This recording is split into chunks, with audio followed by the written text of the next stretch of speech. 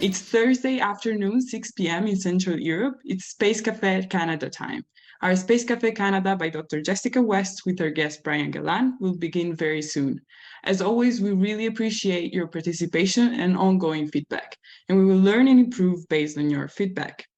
I am Elena Vocale, event coordinator at SpaceWatch.Global. SpaceWatch.Global is a Europe-based online platform for information in and about space and new space activities in a geopolitical context. I would like to thank all our private and corporate supporters that showed their commitment to keep our independent journalism alive. We really do appreciate that. If you want to be part of the supporter team, it's just a click away from you on our own website. I know many of you are already familiar with it, with our website, our biweekly and our daily newsletters, and the Space Café podcasts. The latest one features Kevin O'Connell, a retiring director at the US Department of Commerce.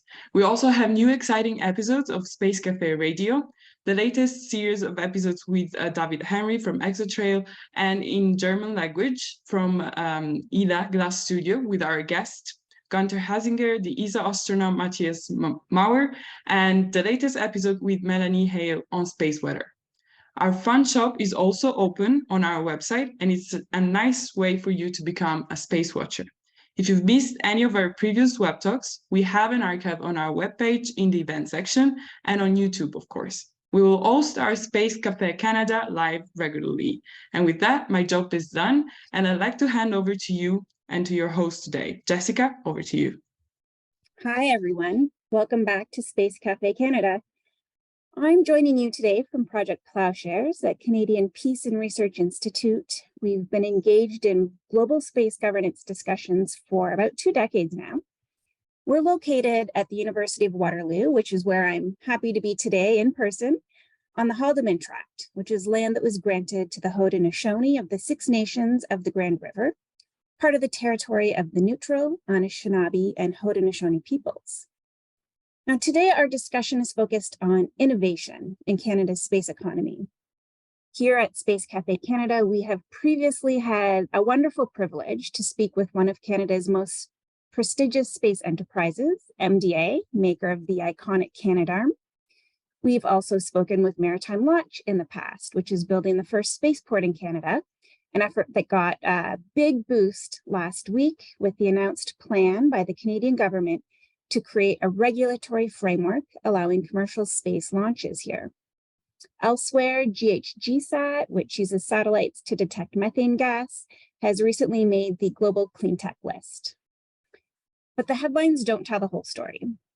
Here with me today, we have Brian Gallant, CEO of Space Canada, an association representing Canada's space innovators, allied industries, and ecosystem to convey the value of space technology, research, and investment to both domestic and international audiences.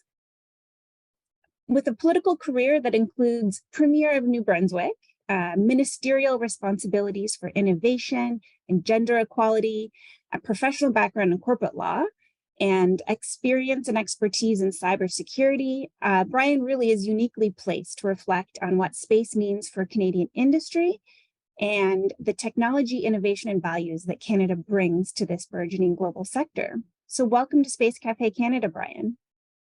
Hi, Jessica. Thank you so much for the invitation. I really appreciate it. And thank you to SpaceWatch.Global as well for having me on. And a big thank you to everybody that is watching. Yes, I think we have a terrific audience today, so I'm excited to dive into our conversation. Now, I personally have a Canadian family in New Brunswick, and so they're really excited to hear that I'm going to be speaking to you today. But right now, at this moment, you're really best known as one of the key voices representing Canada's burgeoning space industry. And I'm curious what brought you to the space community and why space is important to you. Well, let me start off by saying, please tell your family I said hello. And for those that may be watching that don't necessarily know where I am, I'm in New Brunswick on the east coast of Canada, and Acadians are francophones that live here in the only officially bilingual province in Canada. So we are pretty happy to be able to do this from the east coast, Atlantic Canada, and more specifically Shediac Bridge, New Brunswick, and even more specifically from my basement, as we all have sort of started to do a few years ago. Really happy to be here with you and talk about this important subject. And you're kind of asked, for me, my whole sort of career has been built around the idea that I want to try to have a positive impact. So for me, it's trying to find ways to play a little role in addressing societal challenges, inequality, environmental sustainability, the lack of social cohesion in our world at the moment that I would argue is being exacerbated. And for me, what I got interested in at a very young age and into my schooling was public policy, how to enhance collaboration between different institutions, private sector, government, NGOs, academia, the media. So this opportunity came along to be a part of Space Canada, to promote a sector that can help address many of our societal challenges, advocate for public policy that will support a sector that can help us tackle the challenges of our generation, an opportunity that can help, hopefully help enhance collaboration within an ecosystem that is important for the economic and social fabric of our country and even the globe. So for me, when this opportunity came, it was like impact, check. and then the other element to it for sure, more on a personal level, kind of there's obviously the drive to want to make a difference. But for me, one thing that's really important in my life is to always be learning. I have this sort of philosophy where learning is growing and growing is living. So for me to put myself in positions where I get to just absorb and see different things, learn from different people, learn about different sectors, different spheres of our society, just a wonderful opportunity to do so here with Space Canada. So I jumped in, and of course the coolness and the inspiration of the space sector was a draw as well. But the two other ones are things that I always consistently look for. And as you can imagine, when I was in politics, that was certainly a drive to have that impact, try to have an impact, but also at the same time, I got to learn tons as an elected official and as premier. And the last thing I'll say, Jessica, there's an alternate universe where I didn't decide at the age of 15 that I wanted to be premier of New Brunswick. And in that alternate universe, because I kind of I didn't sort of put all my focus on becoming an elected official to try to have an impact, I probably would have pursued physics or math or some version of those studies that probably would have led me on the more peripherals of, if not directly into the space sector. So this is kind of cool for another chapter of my career to be able to do some of that. Wow, so it's almost as though you're living a second life. Yeah, exactly. It feels like it at times, for sure. I mean, you've had a really interesting career thus far. What are some of the key values or experiences from your past that you're bringing into this new role, or that you're finding really valuable to you? Well, when you really get to the crux of what Space Canada is about as an organization, it's to ensure that we promote, we advocate, we advance, we strengthen a sector that I believe can have a very positive impact on Canada and the globe, help us address planetary, environmental, economic, and social challenges. And what I'd like to think that I've always been passionate about, and then obviously had the chance to be pretty immersed in it, is how to develop the public policy framework that you need to be able to advance a sector, to advance a certain cause. So I like to think that I bring that to this role. And I think also the idea, and I've been very fortunate, not only when I was in elected office, but other things that I've done throughout my life, where I have been able to see the impact that can stem from genuine and concerted efforts for different spheres of society, different institutions collaborating. I mean, the way in which we can advance things that are important to us, important to a country, important to a region, important for humankind, is through collaboration. So that is something that I've had, I think, a privilege to be able to work in trying to attempt to do over the years. So I'm trying to bring that as well to this role. And obviously, again, I've been fortunate to have amazing experiences throughout my adult life, and I'd like to think these experiences have helped me to understand how to navigate challenges and opportunities stemming from the intersection of a bunch of different things, right? Business, research, public policy, social justice, innovation, media, disruption, and of course, environmental protection. So when you're in elected office, you garnish a lot of experience of weighing a lot of different considerations, different things when making decisions. And certainly I'd like to think that I'm able to bring some of that experience to this role. And so I'm clear when I say experience, sure, I got to make a lot of those types of decisions, but there's a bit of trial and error that came with all this too, right? So seeing some things that worked well, and of course some things that didn't work as well, and learning from those experiences and trying to bring that perspective to the work that I do here with Space Canada. So can you tell us a little bit more about what Space Canada is? It's not obviously the Canadian Space Agency. It's not government. It's not a corporation itself. So what do you do, and what gap are you filling? Yeah, it's almost like the ecosystem.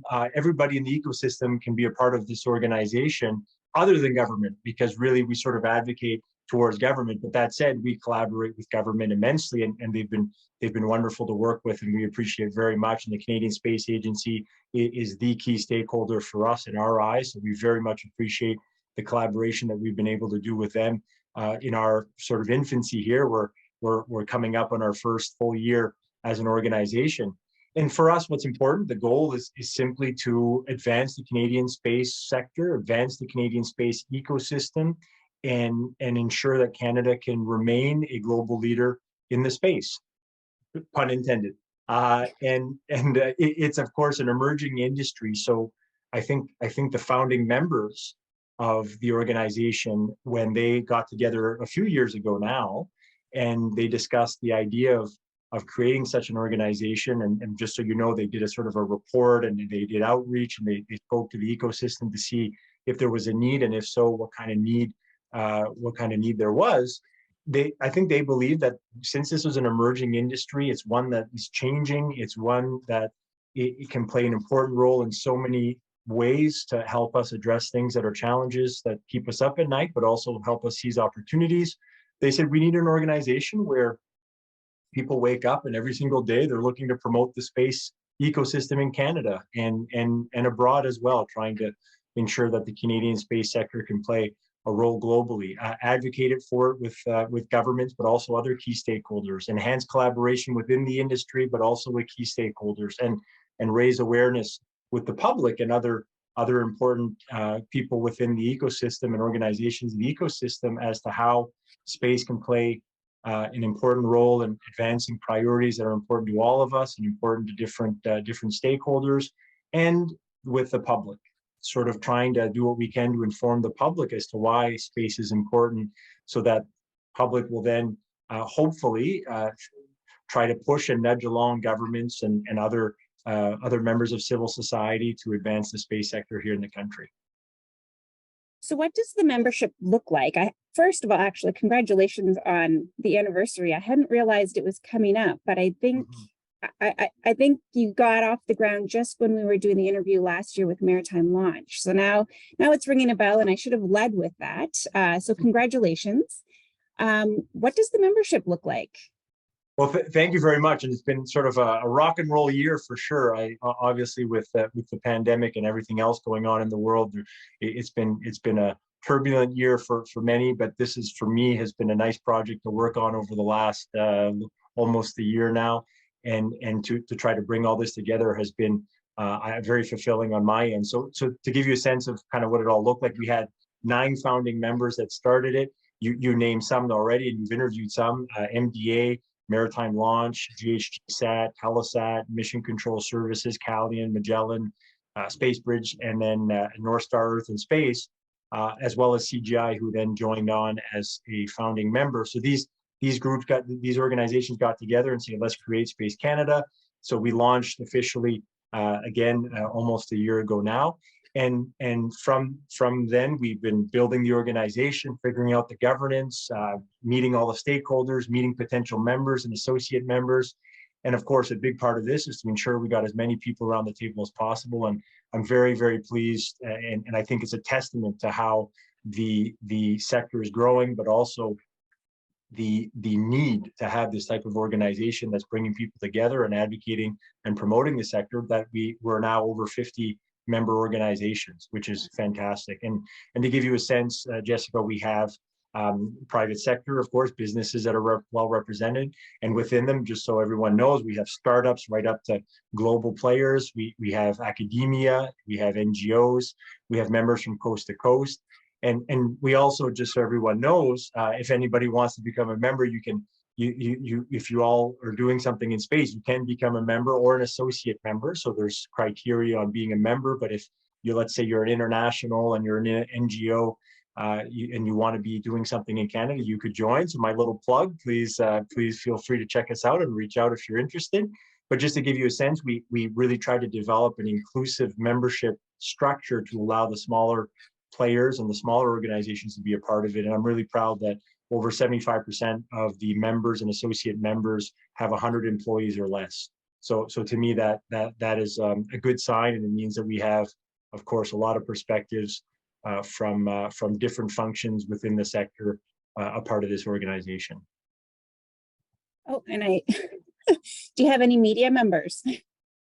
So it's interesting. We have a category for media, and we sort of yet to have one that has stepped forward, but we definitely made it possible for a media outlet to join. So happy to sort of to answer any other questions that anybody might have that might be interested, for sure. And just so you know, I'll put in the actually, if Drew, a guy that works with me, I think he's on, he can maybe put in the chat or website so you can check it out. But if not, I'll make sure I do.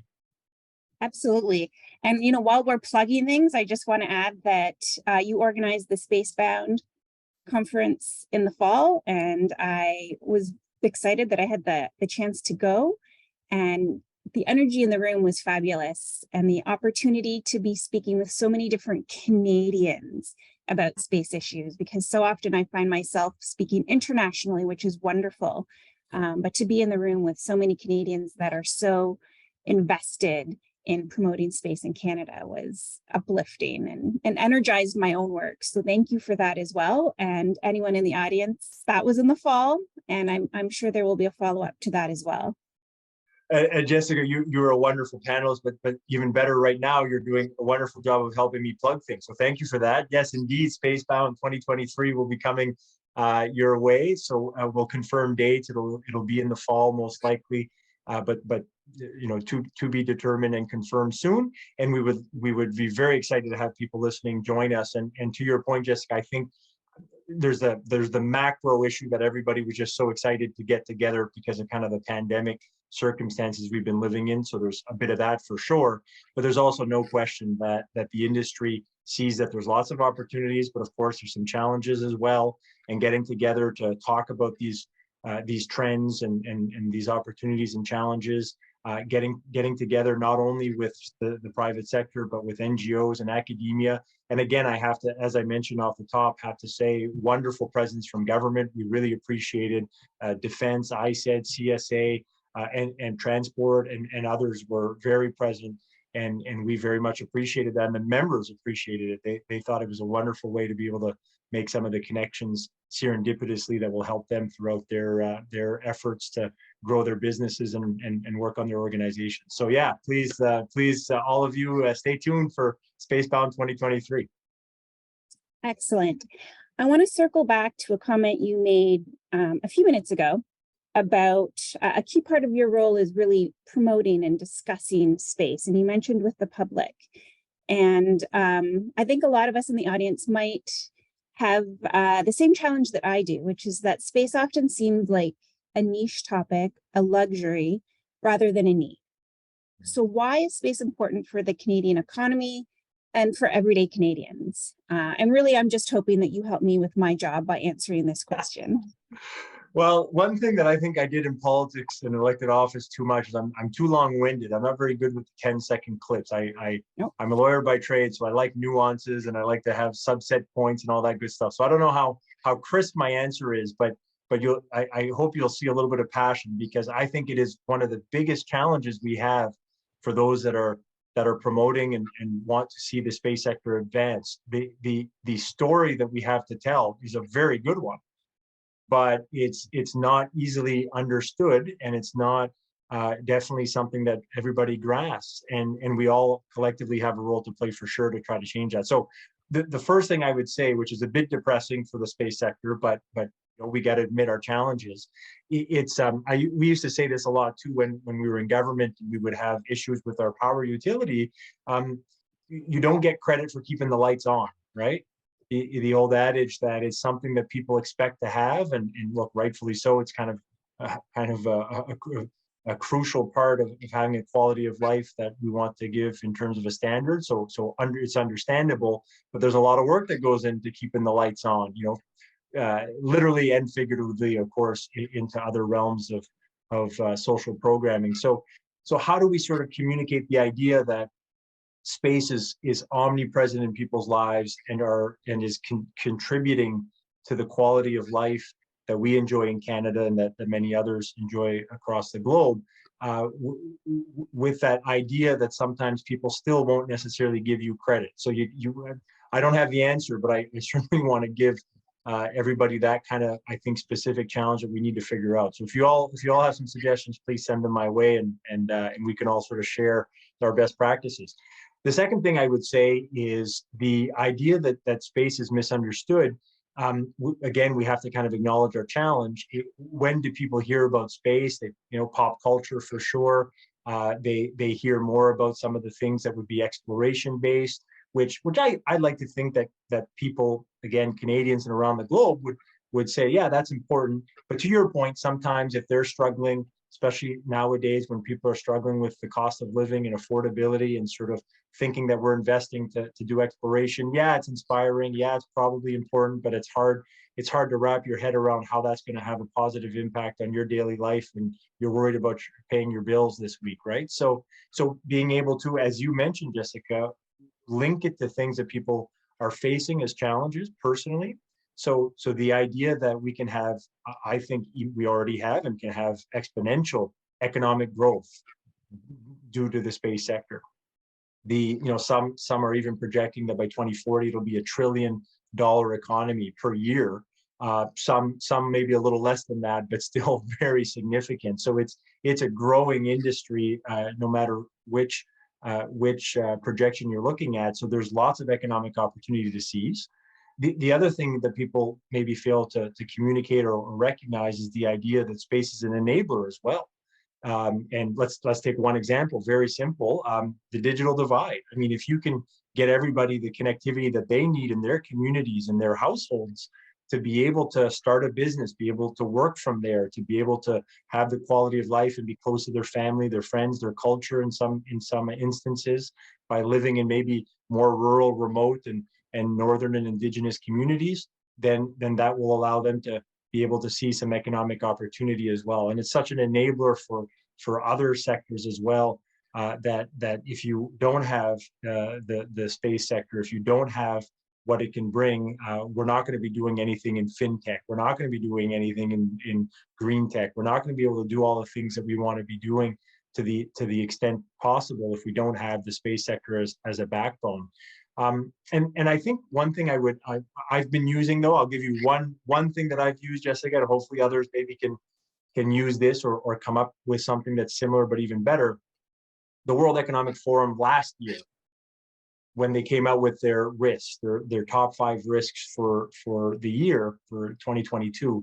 Now 2023, these aren't the same risks, and I think we can imagine that 2022 had a lot of global events, a lot going on, and that's taken, rightfully so, taken sort of the top 5 and changed it. But in 2022, to put in perspective, the challenges, and I forget the exact order, but essentially climate change and the environment. Well, if we want to monitor the factors that we need to monitor, the data that we need to fight climate change and to mitigate it, over 50% of it will come from space. So very important that we invest in the space sector to be able to do the best we can to overcome the challenges stemming from climate change and to mitigate it. We have the inequality as one of the top 5 risks in 2022. And in the inequality, it talked about the digital divide, or he talked about how space can play an immense role in helping us address that. Geopolitical tensions was on the list as well. And within geopolitical tensions, it had cybersecurity, and that's going to be really completely intertwined with the space sector, and there's going to be a need for the space sector to play a role. And of course, all the things that with the geopolitical tensions that space can do for our security and sovereignty, it makes it important as well. And then the 4th out of 5, I think it ended up being 5 on the list, but made it in 2022, is space traffic. So actually, very specifically, an element of space was included in the top 5 challenges. So all that to say, when you take the top 5 challenges, 4 of which are very much impacted by the space sector, and space can play a huge role in trying to address them. So I'd like to think those are priorities and things that are keeping Canadians up at night and people around the globe. So putting it in context, how space can help address the things that worry the public, I think, and hope that would get them to say, let's prioritize the sector. Yes, excellent. And we do have a lot of people in the audience, so feel free to throw your own answers into the chat as well, because I think we all benefit when we have new points that we can take away to explain our work. But I like the way you mentioned omnipresent. Space is omnipresent in our lives. And I'm wondering if that is related to the concept of new space, which is linked to the mandate of Space Canada. What is new space, or the new space economy, or how is what we're doing today different than perhaps in the past, and the way we might think about organizations and industry that work in the space economy? Yeah, and the way that I try to say this is as sort of simplistic as possible. It's obviously a little more complex than this, but essentially when we started 5-6 decades ago, seeing kind of the space sector get its starts, it really was about government. It was about kind of space exploration. Then we got into some satellites, and we sort of saw some of the benefits from that, sure. But now there's this sort of explosion, for the lack of a better word, of functions that we can use space to fulfill, that helps our quality of life and advances things that are important to us. We see the commercialization of space, and we see just a complete increase in accessibility to space. So what that has sort of created is pretty simple, and I use this to try to help government understand why we think that they should be sort of questioning the way that they govern and regulate space, because it really has morphed over the last few decades, and especially over the last few years. So the idea that it's all government led is just no longer the case. Government plays a crucial role, as government does for any sector, and no different, and maybe even more so for space, sure, but not only government is not only government that's the only player in town now, and we really have to find a way to be able to enable other spheres of society, the private sector, businesses, but others as well, to be able to harness the power of space to help us better the lives of people here on Earth. So to me, the new space economy is about the idea that businesses are now going to be able to play an immense role, and are playing, I should say, and increasingly so moving forward, and mostly due to, again, the idea that space can play so many functions in helping us advance things on Earth, but also, again, that now you don't necessarily need government to be able to access space. So to me, it's fascinating, right? When you think about it, it's super interesting. It's, for me, going back to one of your first questions, it's a conundrum for public policymakers, because there's sort of a legacy of government playing a certain role, and that role is now morphing before our eyes, or needs to morph. So I find that all super kind of cool to think about, but it's a challenge. And if we don't figure it out, we're going to be missing some opportunities, and we may find other governments, may find other countries figuring it out faster than us. And certainly I would like to see Canada be able to seize as many of the economic opportunities, of course, but also play a role with international partners in figuring it all out too. So that to me is the best way to kind of explain how the space economy has morphed over the last little while.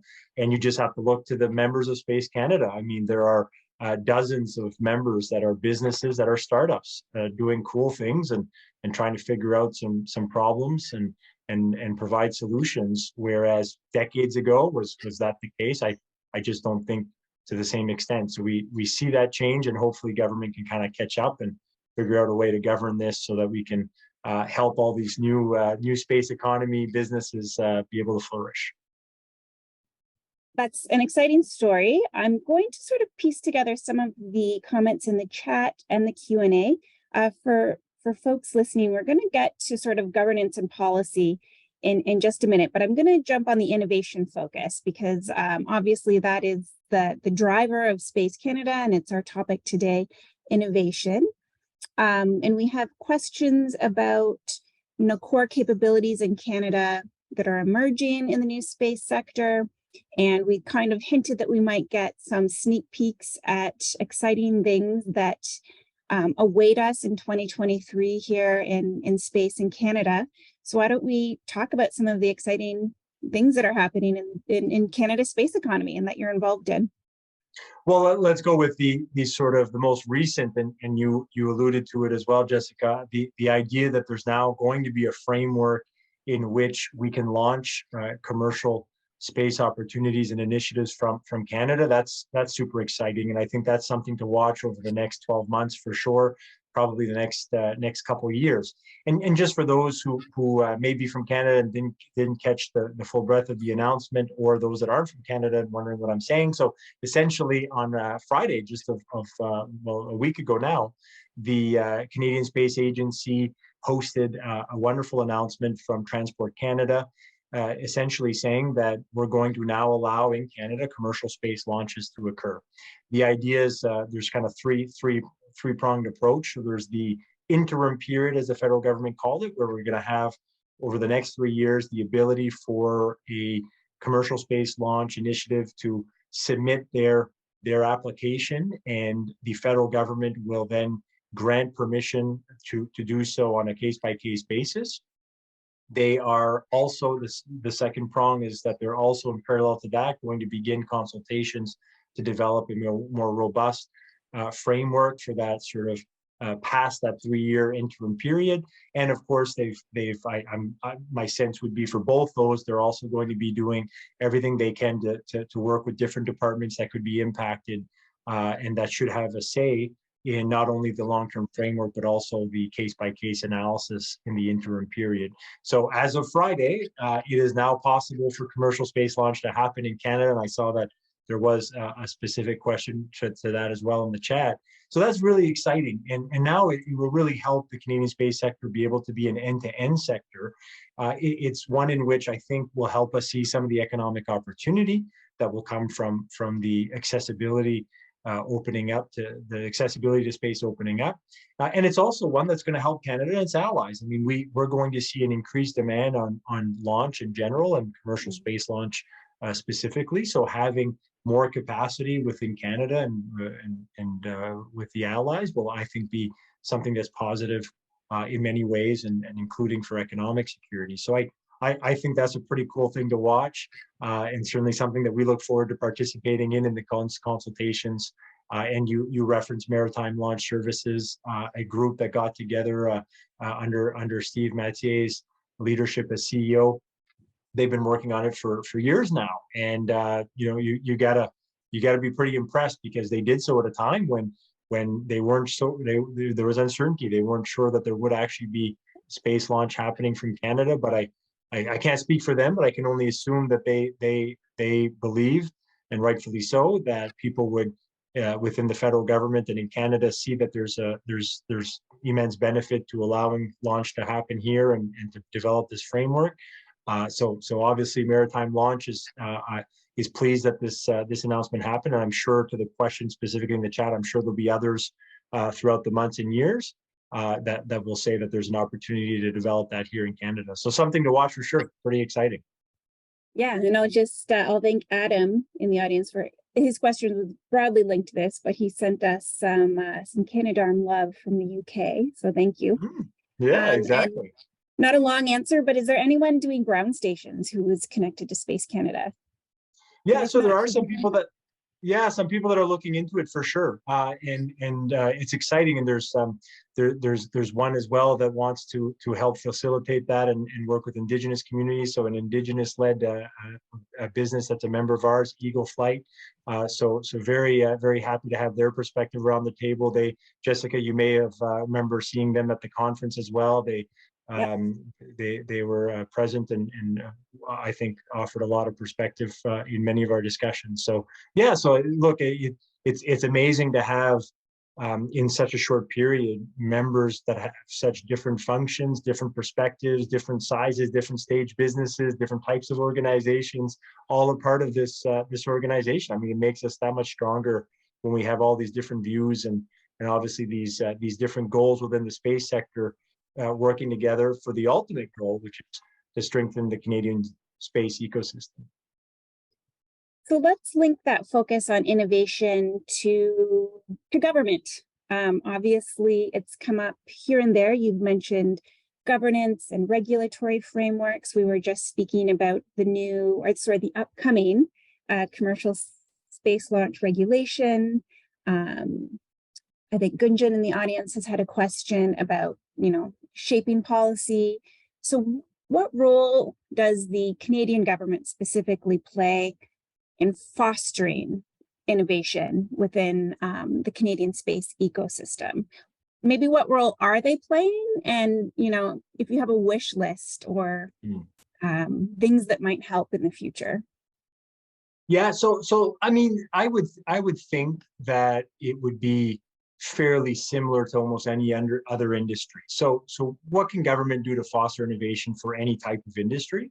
They can obviously have programs that are accessible to that industry. Sometimes the programs will be tailored for an industry, but doesn't have to be, right? There can be wonderful programs. SIF, for example, is a program that I know a lot of innovative businesses, including members of Space Canada, have accessed and have tried to access because they believe it will help them immensely. So SIF is a good program with the federal government, for example. So being able to have some of that money to be able to have the support and the funding that you need to be able to advance your business case or advance your products and services is always helpful.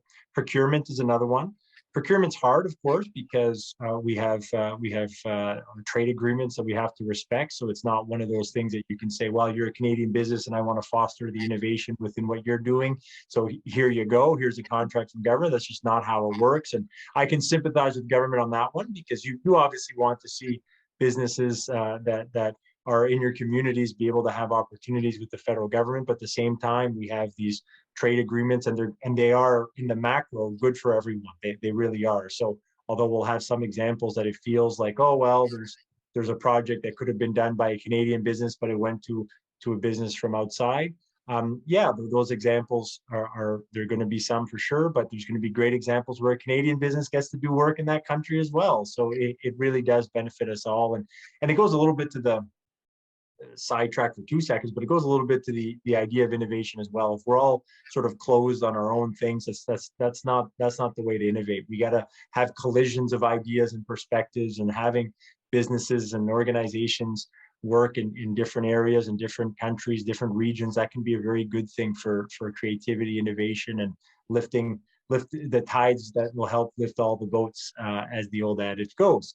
The other thing the government can do is just have a certainty in the regulatory framework for an industry. So that one, I mean, as I mentioned, I think a lot of the things I'm saying applies to several industries, but that one, space it certainly applies to all sectors, but space is a bit of a different situation because space is emerging and it's morphing and it's changing, and the commercialization and accessibility to space makes it that government is trying to sort of figure it all out, and all governments are, by the way. So certainly not a slight on the federal government here in Canada, but all governments are trying to figure out how to put in the right types of regulations and the frameworks necessary for their space sectors to be able to do well, and of course while still ensuring that you're prioritizing things that are important to your citizens. So with that in mind, I mean, what I would argue is to give as much certainty as possible. So let's take a quick example. The launch that they did, the launch announcement that they did,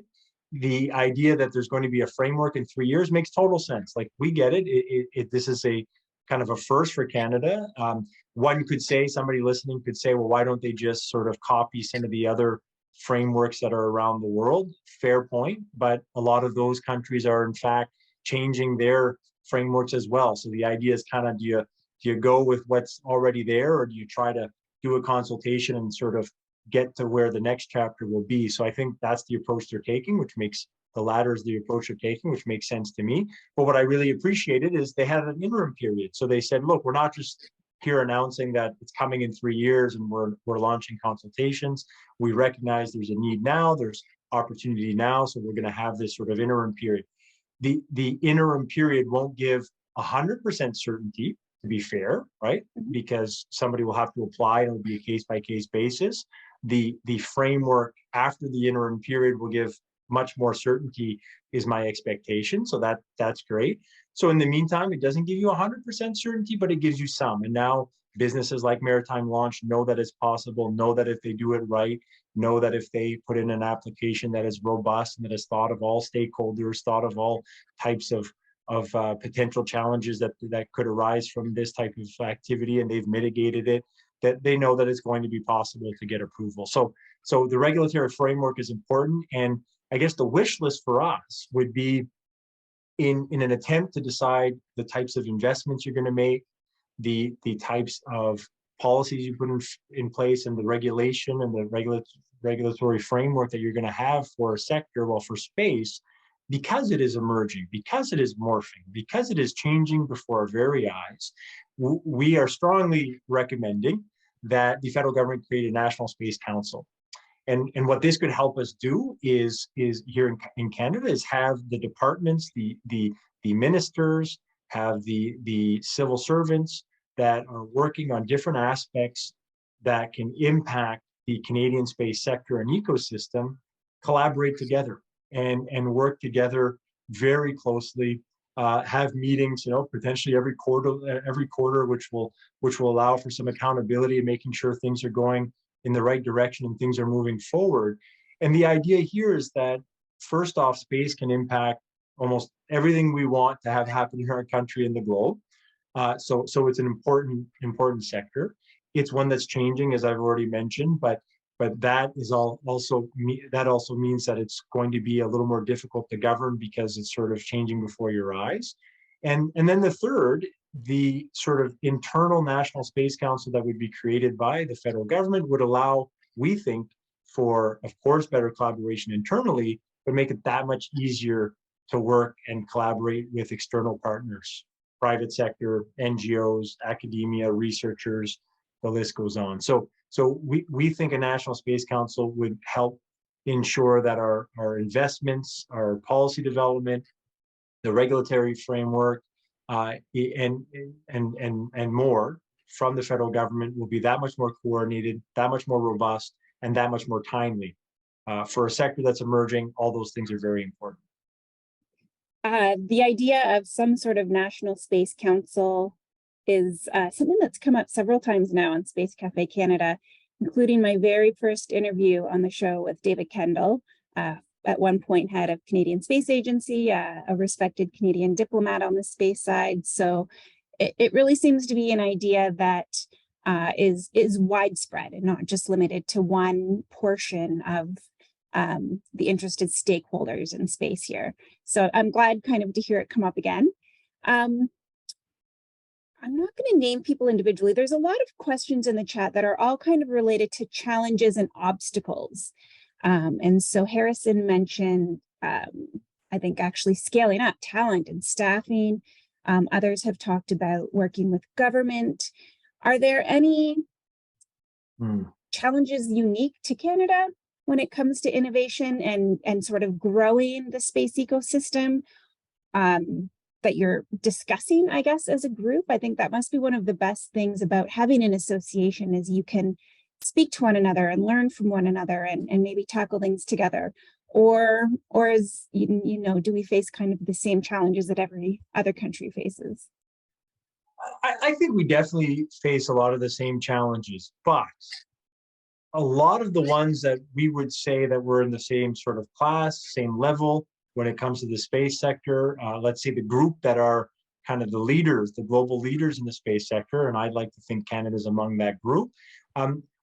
I would think we're lagging a bit behind when it comes to that coordination, and hence why, and I'm so happy that you said I'm not the only one that has brought this forward to the Space Cafe, the idea of a National Space Council. I mean, they have it in the US, they have other governments across the globe are organizing and having these types of these units, these secretariats, these cabinet committees to get together to coordinate efforts. So I do worry that we don't do that. Now, I think the federal government is recognizing there's a need for that. So, for example, just last Friday, the week ago, the announcement for launch. I mean, the third component that I mentioned was indeed this idea that Transport was saying we're going to ensure that we collaborate with a bunch of different departments when looking at the applications for a commercial space launch in Canada and considering it on a case-by-case basis. So they very much recognize there's a need, and that's exactly what we're saying. There's a need from a regulatory point of view. There's a need for coordinating investments. There's a need for coordinating policies and strategies. So, and also I'd add two other layers to it. One, for the first time, again, the speed in which we can react is important too, because there's many challenges and opportunities before us right now.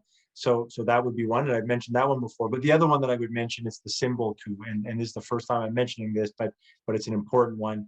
The idea that Canada would say, hey, we are prioritizing the space sector.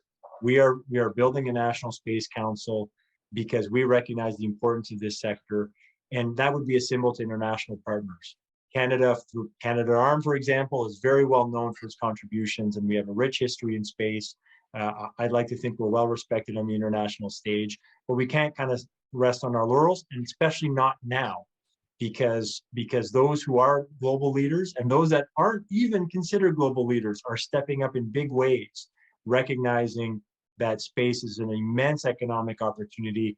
And again, it's an effective way to be able to tackle challenges that worry citizens. So to me, to your point, Jessica, I think that we have many of the same challenges, but the one that extra that I would add is I'm not sure we've caught up necessarily on sort of the governance of it. And if we don't act fairly soon, I do worry a little bit about that.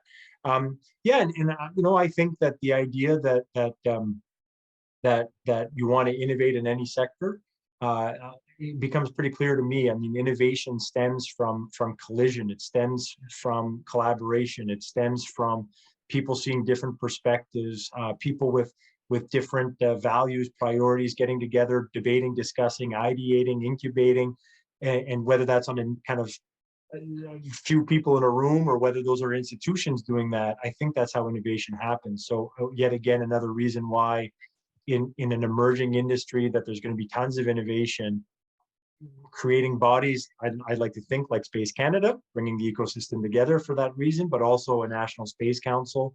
I think these are the types of bodies that can really help us be at the forefront of this very innovative, exciting, and important sector. So again, I'm sort of parsing together some of the different questions in the chat because they bring out, to me, interesting themes. And one of the themes I'm seeing is a focus on having a very strong domestic space capability. So independent launch, I think Dwayne Lawrence mentioned, that's certainly been something Canada's been talking about for literally decades. At the same time, new space is a global economy. It's not a series necessarily of domestic economies, it is global. And so how do you strike that balance, or how does Canada's industry work internationally with others? You mentioned collaboration and having ideas bump into each other. And so what does that sort of domestic global dynamic look like to you? Yeah, well, it's a great point. But Jessica, just because I was the first to allude to the idea that I'm not the best at 10-second clips and I'm too long-winded in my answers. I apologize if I don't pronounce the name correctly, but looking at the chat, Gunyan, I'll just read what he said, because he basically, my last question where I rambled on for a few minutes there, he has it in just 2 sentences. I find that the issues Harrison mentioned are not unique to space. They're general and consistent issues for Canadian startup ecosystem in space that compound because it's a new industry. So essentially, that's what I was trying to say in my kind of 5 minutes of rambling, and Gunyan said it in 2 sentences. So I just thought that was very good. I want to highlight that. I think to your point of that dynamic, there's a few layers, and look, I'll be the first to say that the things that I'll say may sound counterintuitive at times, but very much, I think is logical and can live in parallel together and can all be true at the same time. So the first thing is space, when it comes to sort of space exploration, research and development, we obviously have, I think, seen a great model for international collaboration for decades in space. And frankly, I think it's an inspiration to other sectors, and I'd like to think it's an inspiration to humankind.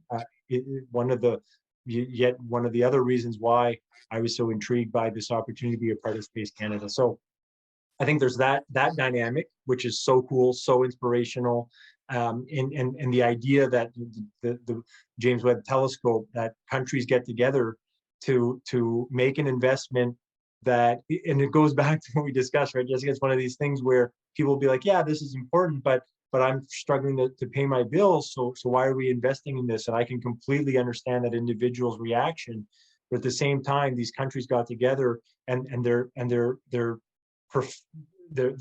looking into these profound things that can help us understand who we are, our planet's role in all of this, and how we were created, and where life stems from. And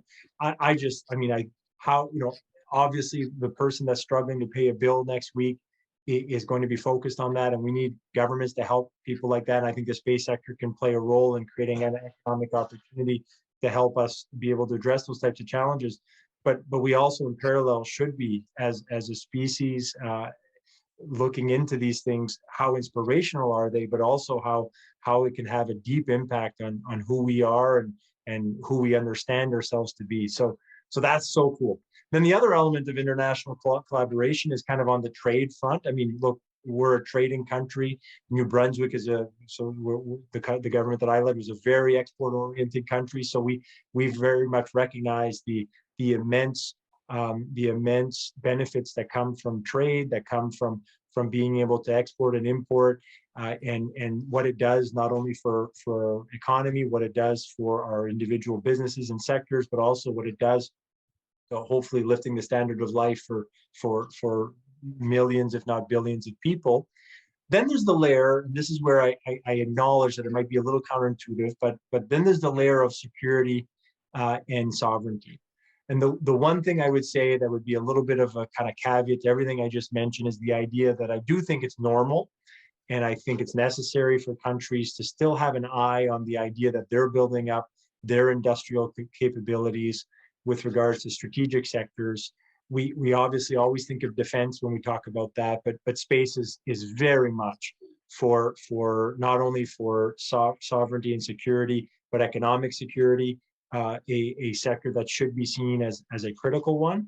So being able to parse out what needs to be a little bit more of a focus for a government when it comes to building up capacity for security, sovereignty, and economic security, I think is important to acknowledge. And I think that's okay, and I think that's normal. That said, though, it shouldn't be one of those things where everything in the space sector is now deemed that way, because not everything has to be, and nor should it be. So it will be important for governments and civil society to work, and the sector, of course, to work together to figure that out, because there is definitely a dynamic that comes into play that a country would want to build up their capacity. Yes, I do. Sorry, James Webb, in my mind, immediately all the images that we've seen went flooding through my mind. And I have to say, I don't think I've ever seen images that have just touched me the way that the ones from the James, I had no idea that something could look like that the universe could look like that. And it was my favorite part, I think, of the International Astronautical Congress, was getting to walk through and be sort of immersed in the images through the NASA exhibit there. We are running a little out of time, and I don't want to put you on the spot, but I do want to give you a chance to highlight some of the, I think, maybe interesting or under the radar things that's happening in Canadian space industry, because we know about MDA in Canada. We've heard recently about maritime launch, and they've come up in the chat as well. So what are the things our Canadian startups working on that we might not be aware of, especially those who aren't, working day to day in the space ecosystem in Canada?